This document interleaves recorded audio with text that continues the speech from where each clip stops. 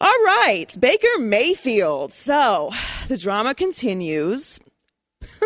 Baker Mayfield never understood the assignment. Never understood the assignment. So he is a cautionary tale at this point of what the standard is for quarterbacks in today's era of power with franchise quarterbacks. This is what you don't do if you come in as the number one overall pick and you're a franchise quarterback. First of all, you only have as much power as your talent. We all know that. The tolerance and the talent are on a constant scale. And when one leans the other way, things start to change and the dynamics in the room are different. Getting along with people is generally a smart way to go through life. It's fun to be feisty. Believe me, I've had plenty of battles. But at some points, as an adult, as a grown-up, you find that things just go easier if you just try to get along with people. Just try to make things a little smoother. You don't have to get a beer with everyone you work with.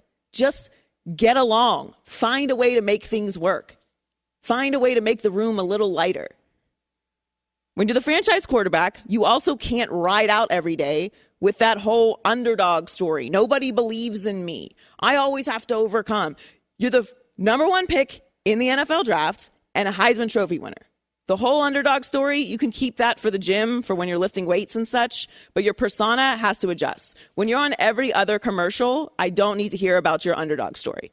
You've arrived. Now you have to move differently. Now the expectations for your behavior is different. Now your responsibilities are different. You're not overcoming. You're not walking on. You're a franchise quarterback. You represent $1 billion organization. And you speak for thousands of other people in the building. You represent the energy in the building. And that's why Baker never understood the assignment. So where are we now? He's asked for a trade. He's requested a trade from the Browns, told Schefter it's in the best interests of both sides for Cleveland to split with their quarterback. It's the mutual interest of both sides for us to move on.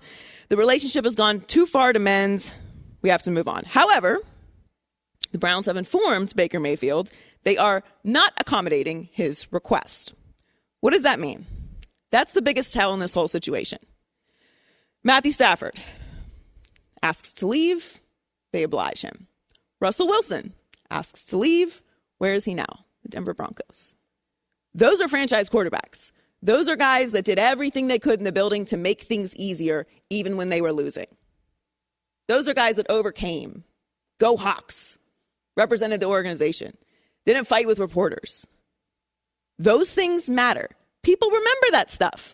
So when you ask for a trade, they say, you know what? We're not going to fight with you. We're not going to make things ugly. We're not going to live in dysfunction. You can move on. We'll figure it out. Are the Seahawks in a better situation without Russell Wilson? No, they are not. Are the Lions in a better situation? Not really, even with Jared Goff, which was a pretty good trade. Them not accommodating Baker's request for a trade is the biggest tell in all of this. Because they're willing to say, you're not that good to ask for a trade. And he's not. When you look at the entirety of Baker's career, when you really look at the numbers, he has had one good season. It's right there, 2020. Now, we're not just going to take that out. He does have talent.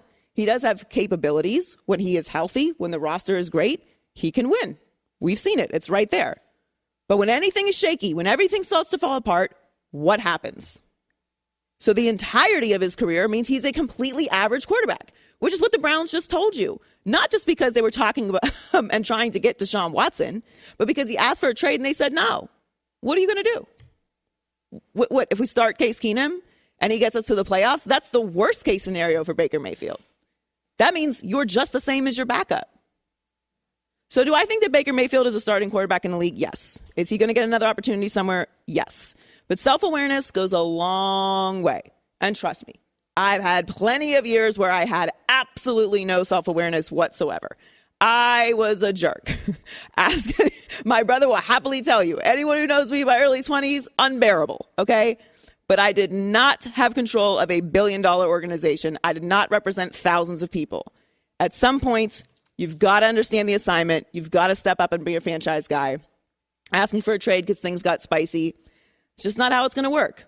You've got to fight your way through, use that underdog mentality at home, and figure out a way to represent the organization properly in front of the camera and on the field.